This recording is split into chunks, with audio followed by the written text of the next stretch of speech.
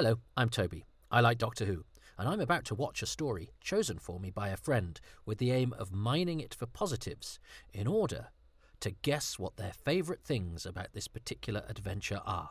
So join me, watch along with me if you like, or just listen as I chat to you, offer facts, opinions and observations, but mainly try to get us to those special planes that Doctor Who takes us to, those happy times and places.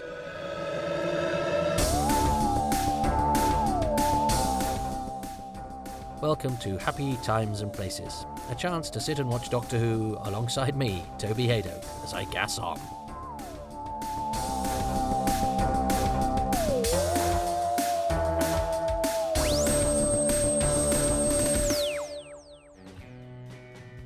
So who's my special guest this time around? Hello, Toby, and incidentally, hello to all of you at home. My name is Tom Burgess. I'm arguably a comedian, and to one audience that really sticks out in my memory, passionately arguably not. But fortunately, the world being what it is at the moment, it seems unlikely I'll ever be able to gig to them again. Now, I'm recording this message for you entirely on location, because the story I've picked for you to watch, Toby, is the Sontaran Experiment.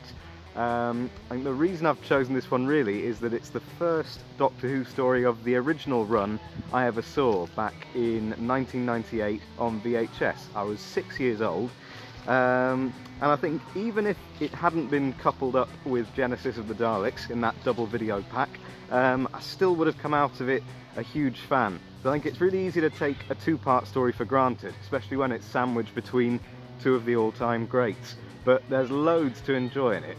And to make that point even clearer, I'm actually going to tell you 2 things per episode I love.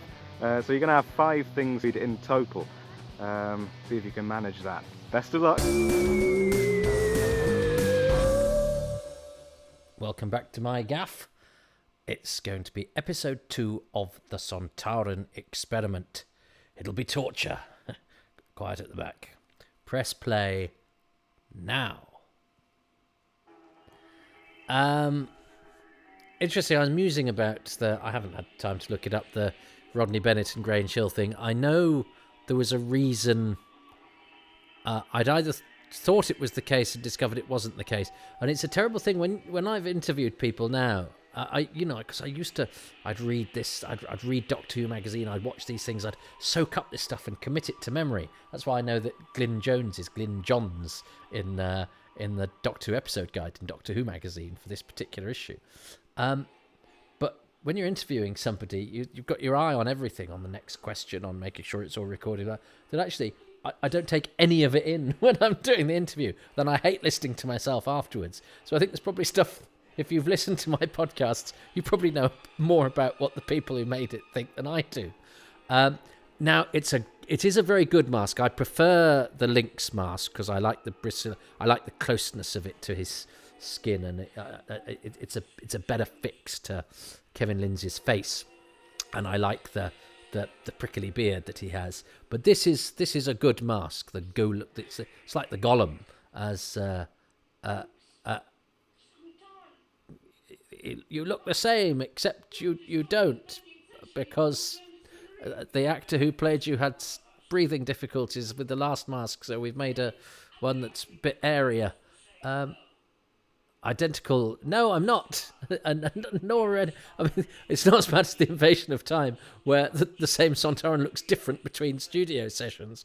Storr has almost a moustache in one set of studio sessions and not in the other.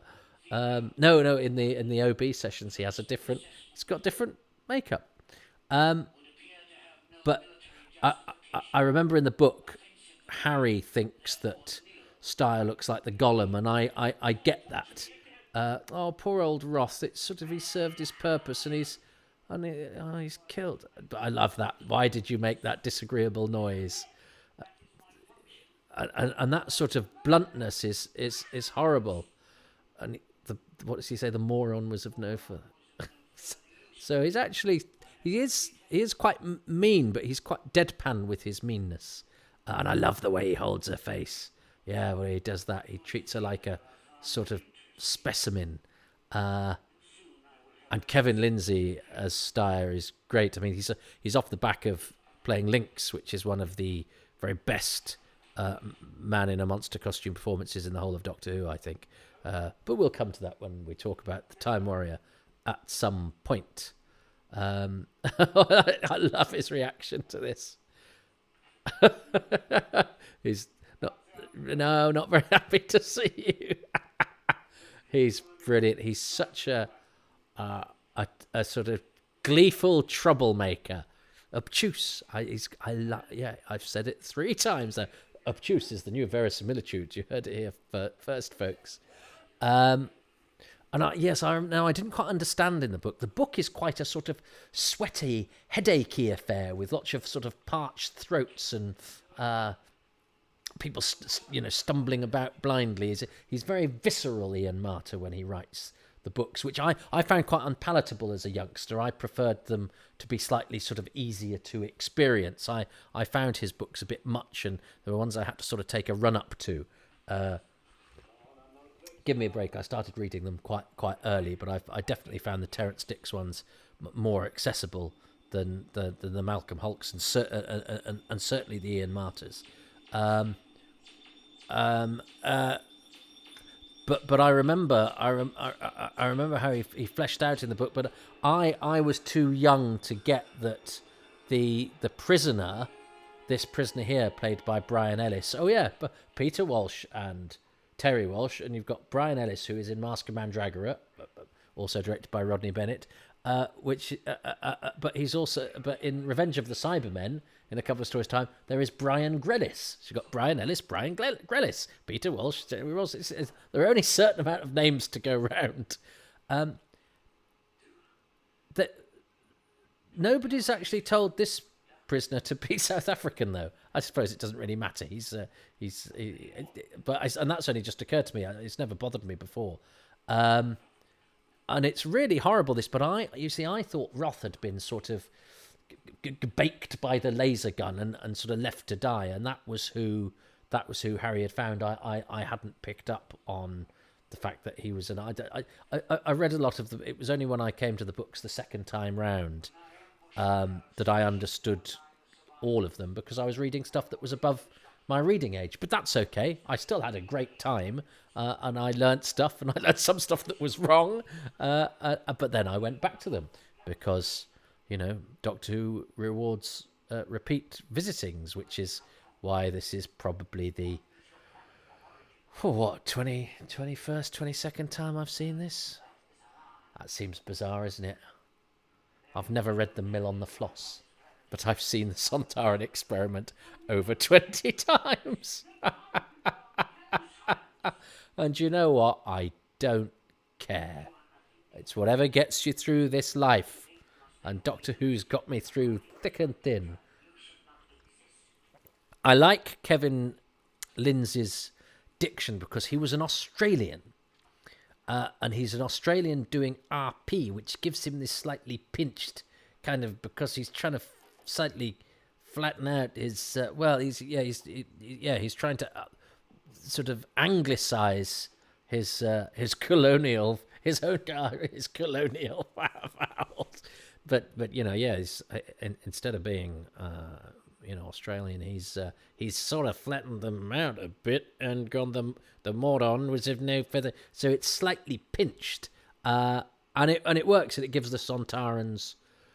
Well, I mean, it's certainly better than Derek Deadman in Invasion of the Time, who is an avowed Cockney, and Clinton Green in The Two Doctors. I would dearly love to kill you, Doctor, is very Welsh. Very good force field acting here and just that very simple sound effect and the modulation of the sound effect, and the fact that it gets more intense as he pushes. It's just a lovely, simple way of selling that illusion. Well done, everybody. Knock his bally head off. She's so good. And I love these rocky outcrops that they've gotten again, because I think they plan to have some interiors, didn't they? I think a hut for the for the Galset guys, and perhaps the inside of the spaceship. I know they wanted some interiors, but instead they've just sort of built it all into the landscape. And why not? Why wouldn't Steyer get his space telly out of his ship so he can just you can have it at an important vantage point or whatever. And again, this is very clever use of resources, because yes, the Sontarans are identical, so you've got Kevin Lindsay playing both characters, which makes up for the fact that he's barely in episode 1.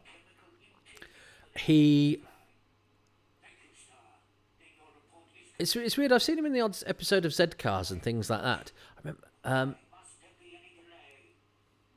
I remember seeing something advertised saying Robert Lindsay stars in, and I was like, oh, Robert. And so for ages, Robert Lindsay and Kevin Lindsay were slightly interchangeable for me, but of course they're very different beasts.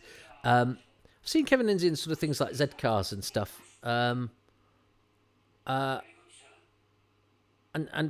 he's a sort of he's a character actor of the time. He was a milkman in an advert as well, wasn't he? He had quite a famous advertising campaign, but I think this was his last job. He died in 1975. I think a couple of months after this was broadcast. In fact, I think Elizabeth Sladen said that it was when they were recording Pyramids of Mars that the news came through that he died. That's a good snake for a very short effect. And Kevin Lindsay's partner was Trevor Bentham, who, you won't find this in any Doctor Who magazines, who was the stage manager of the Royal Court Theatre. I think he was the stage manager of the Royal Court Theatre. Is that right? Who later became the partner of the actor Sir Nigel Hawthorne. And when Nigel Hawthorne died, it was terrible, because they were a gay couple, but I think it predated civil partnerships, or certainly there was an inheritance issue, and Trevor Bentham, I think, had to sell up their property that they'd lived in together as a couple because of archaic and silly laws. Thankfully, we've moved on. That's relatively recent history. Elizabeth Sladen did all of that fear brilliantly. Barry Letts said, didn't he, when she auditioned, lots of actresses were good at being scared and lots of actresses were good at being brave, and she was scared whilst being brave, and that's a very good summation of the attitude that she brings to it, which really helps with the drama all the time, is that she's gutsy in spite of the fact that she's terrified. So my brothers and sister were wrong. I mean, they were young as well. But they were wrong.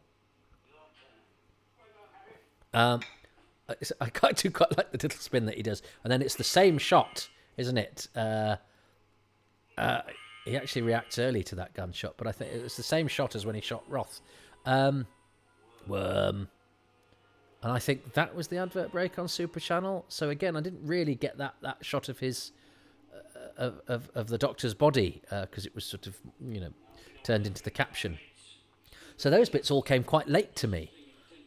I remember my copy of Mordrin Undead, for some reason, it had the opening titles of episode 1, but then didn't have the first shot. It was a funny jump, but I didn't know, and it was only again years and years later that I realised I'd been missing the first 3 seconds of it or whatever.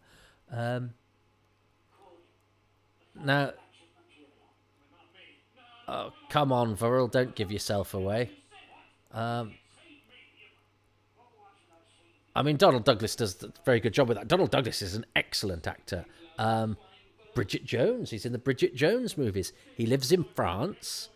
He was in Poldark. There was a lovely thing, I was going to say recently, but it was probably 20 years ago, where, because he and Robin Ellis, who played Poldark in Poldark, I think both live in the same vicinity, and there's a bit where Donald Douglas sort of surprised him in character, for a thing. Maybe it was for a launch of something Poldarky, but that was quite nice that they live the same place. But I was lucky. I'm on the Blu-ray of this,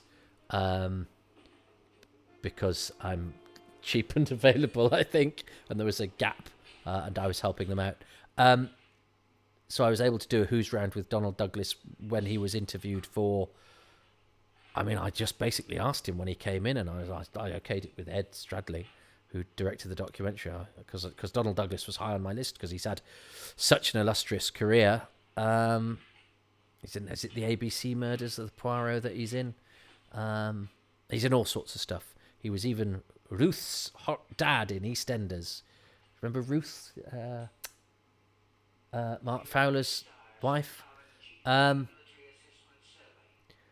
used to practice saying, I am Field Major Stein of the Sontaran G3 Military Assessment Survey. I used to say that. I used to practice. I used to play. I used to act. Play act. I would. My idea of fun was to fantasize about playing a being a Doctor Who actor. It's pretty grim, isn't it? I mean, what I said about Philip Hinchcliffe wanting muscular storytelling. I know this season was, influenced by the commissioning and all that sort of thing of the previous regime, but you can tell, you can't imagine Barry Letts and Terence Dicks having this amount of torture. And this amount of sort of gutsiness, the sort of gutsiness that Holmes and Hinchcliffe bring, that I think really works. I remember all of this stuff was the stuff that when I was younger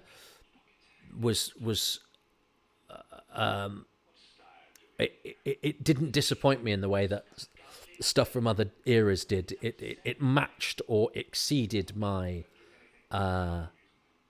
imaginings, and I think that's because all of Hinchcliffe's productions are pretty good, and Holmes knows as a script editor, I think, just keeps character and incident and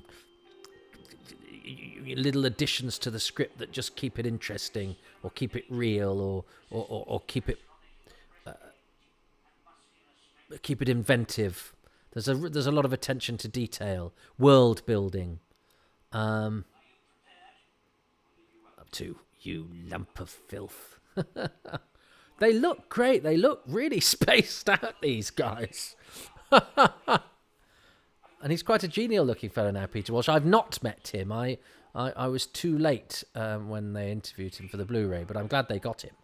So otherwise, because if I do him, I would have got. I would have done all three astronauts.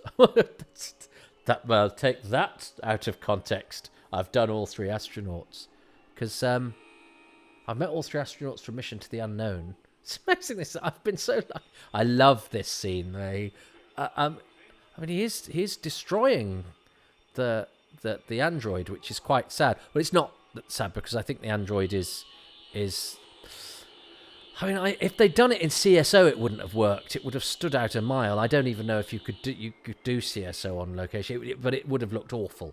So, the decision not to do CSO, I suppose, helps. But I think the spindly legs on an obvious track. It's but I'm supposed to be accentuating the positive. But I was going to say we feel a bit sorry for the android. We shouldn't really feel sorry for the android. It's supposed to be a terrifying thing that captures and kills people. But Tom Baker does that beautifully. And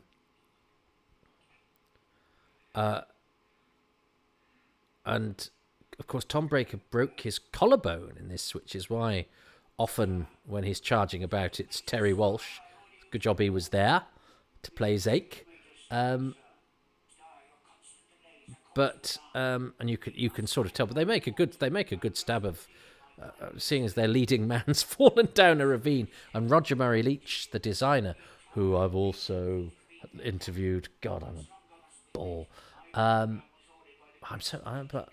it amazes me if I said those things, I'm a largely disappointed man. But if I'd said any of those things I've just said to you about meeting all of these people and being in their vicinity, and my 10-year-old self would have been elated, stuck in the middle of nowhere, dreaming of, my uncle was once in a lift with Tom Baker, and I thought, because my uncle, he was my exciting uncle. He lived in London, and he's an editor, and so far away from any of the rest of us. The only one that had any sort of media stuff about him at all. He was once in a lift with Tom Baker, and I was amazed he was so blasé about it. It's like, well, hang on, why isn't this the best story you've ever told anybody? He's got a real bluntness about him as well. He's not always sort of glittery, Tom Baker. He can sometimes just do it a very straightforward delivery. Not used to Earth's gravity. He's got such a brilliant face. Inspired casting. He is Doctor Who.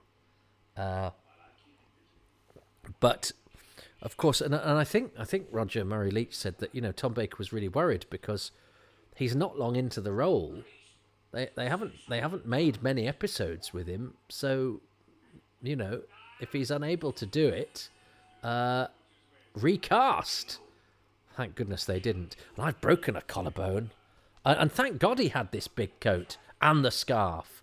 I mean, that's the beauty of it's that sort of, I love that Shakespeare in Love thing with Geoffrey Rush keeps going, it'll work, because it just does. The show goes on, the show must go on.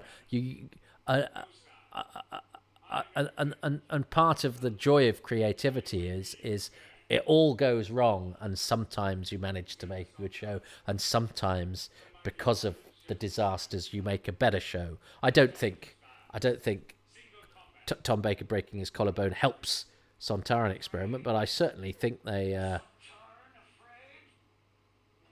cover it very well, and especially as this major fight at the end, neither of the two main characters are played by the actors that played them. It's two stunt doubles, because Kevin Lindsay had collapsed during the Time Warrior. It was discovered he'd got a heart condition, and so he wasn't allowed to exert himself too much, and that was the heart condition that sadly killed him.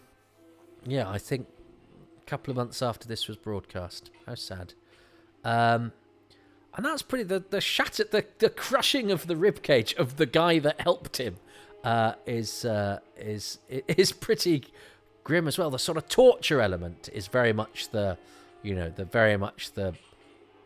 Robert Holmesy, Philip Hinchcliffe muscular storytelling. A nice touch from Ian Marter there to close his eyes as he tries to open the door, because you don't know, he would worry that this is a good this is a nice bit where the Doctor jumps on Star and knocks him over. Ow, because there's big rocks flying about there, and Terry Walsh actually doesn't do a bad job of mimicking the Doctor's gait that's been imposed upon Tom Baker. Vural, I think, could get a better death. That's just and I think that's why they really emphasise it later, which goes, Vural's dead, he saved your life. They make quite a meal of it, of just going, that bit where Vural sort of got pushed over, he died, whereas in the book I think he falls down a great big ravine or crevasse, or he's chucked down a chasm, I think, and that's a shame, because I think I like Donald Douglas, and I think he deserved a better send-off. But, yeah, there we are. He's got a great quality there, Tom, because he sort of goes, I know he refuses to be sentimental, but he's not glib. I think he does get a bit glib sometimes later on. I'm thinking of Varsh in Full Circle, where I think he's just like. I remember I remember being quite rather liking the fact they'd gone to the effort to deflate Steyer's head, but I remember this was on the Tom Baker years, wasn't it? And I think they have him actually laughing in the corner. And I remember when I watched this at my friend Mark's house, and Mark and I shared a flat, his mate Steve was round, and Steve was really cool. Steve's in a band, and that bit. And Steve's not ill disposed to Doctor Who. I think he thinks it's sort of, it's retro, it's all right, isn't it? But he thought that was awful, and I was like, so when you see Doctor Who through the eyes of other people, I've said it before. We see body horror where some people see sellotape. And I like the fact that you get the sort of Arkin Spacey music back at the end of this. It's a nice little tie-in. But because in the book, I think you get a load of time with Harry going through, don't you, through the spaceship, and there's millions of Sontarans rather than the two. And of course, yes, this is a two-parter, so I think this is a very perfunctory ending, but you always sort of forgave it because you go, well, it's only 50 minutes long. You can't tell a very complicated story in 50 minutes. Oh, how things have changed. He's that sort of playful, that sort of ghost of a smile that crosses his face. He's, but I mean, if you can deflect an alien invasion just by telling a fairly thin fib, I don't think the Earth's ever going to be in any trouble at all. I'm not sure if the Sontarans have gone to all that trouble of torturing people, which is that. I mean, that is pretty horrible.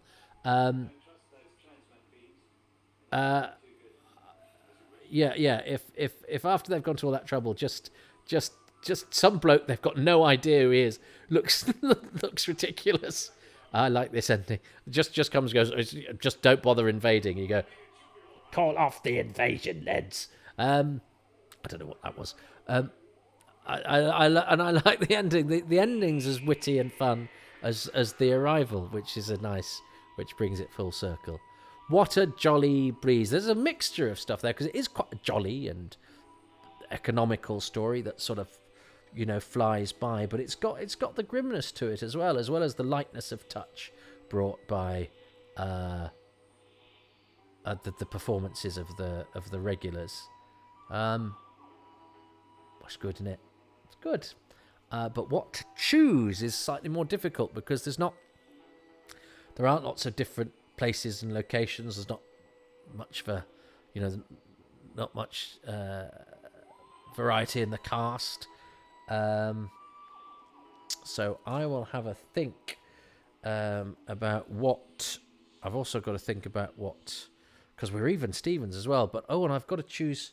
Now I just have to choose another two. Is that the rules? This is so early on in this podcast because I get them to choose a bonus one. But what's the bonus one for? It's just to make it another one. Does that help me or does that help them? So I will choose. No, so I think it gives a chance to change the score just at the end. I don't know. So I will choose. I think the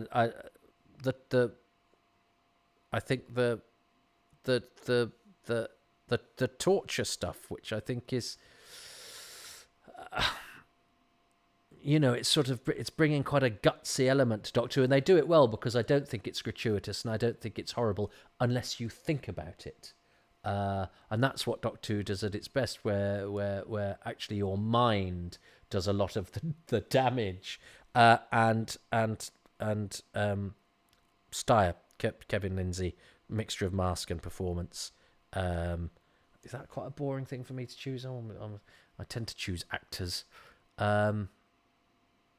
Is there any other? No, I will choose the torture. The plot element of the torture and Kevin Lindsay and Steyer just as a whole package. What has my friend Tom chosen? Hello again, Toby. Well, you've watched the Sontaran Experiment, and in the meantime I've moved to a different bit of the location I'm in, like they used to do on the Years tapes in the 90s. And in the last 50 minutes I have broken my collarbone, I've been captured by 3 South Africans, and I've sucked the innards from a potato. So in many ways we've had the exact same experience.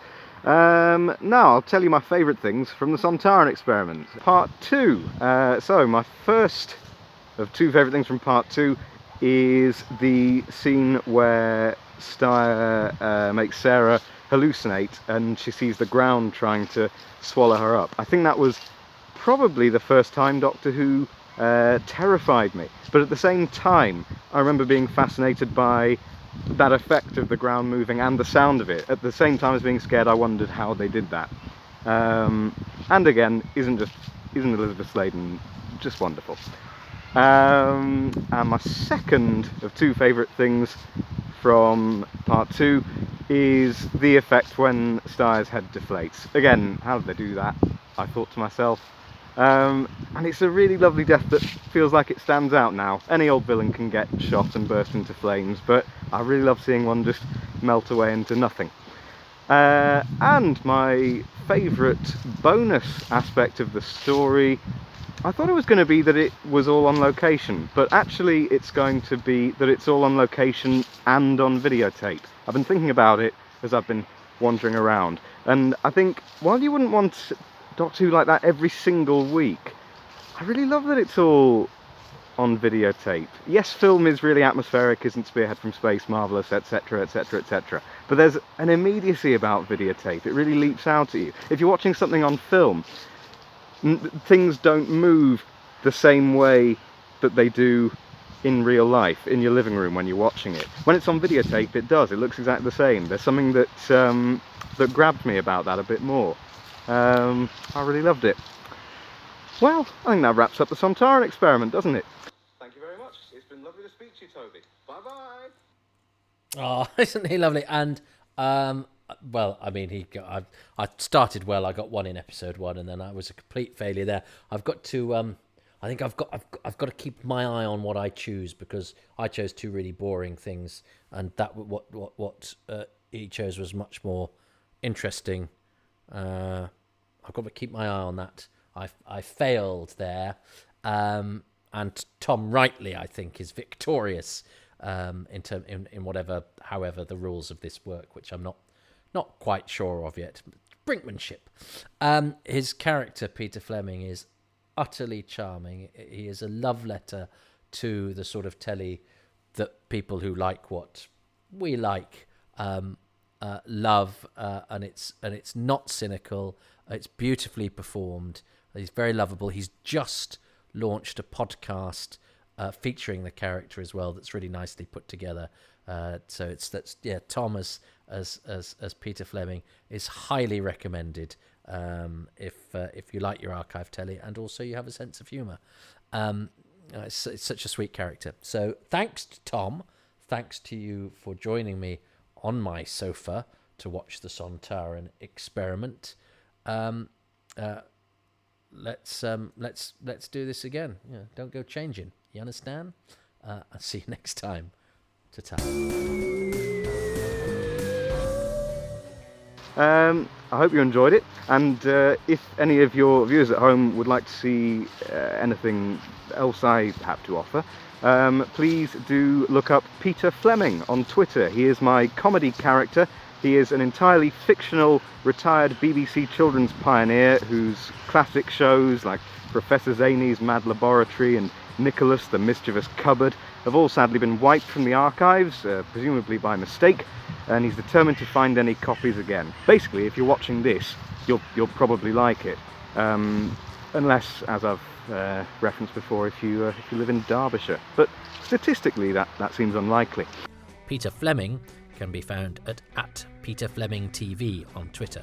That's at Peter Fleming TV. And his real-life alter ego, Tom himself, Tom Burgess, can be found at Tomb_Urges. Tomb_Urges on Twitter. So Tomb Urges and Peter Fleming TV are the 2 places to go if you've enjoyed Tom's contribution and want to see more of him, which you definitely should.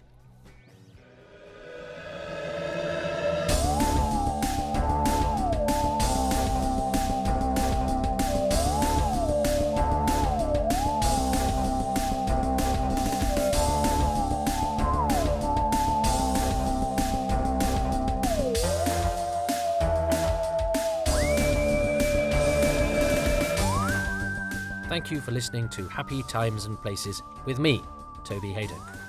My special guest was the comedian Tom Burgess. Next time on Happy Times and Places, we've got a beetle stuck in our sliding doors. It's turn left. The music was by Dave Gates. Special thanks go to Chris Boyle, and the artwork was by Dylan Patterson.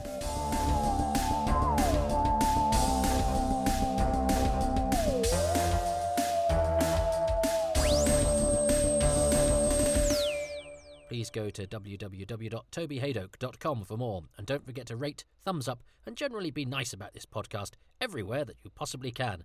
It's easy for you, and it helps me, and I'm very grateful.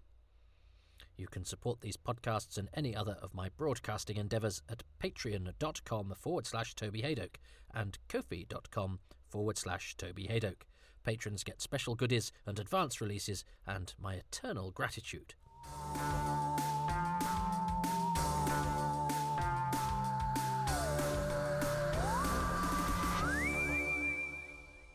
Doctor Who is BBC copyright, and no attempt has been made to infringe that copyright.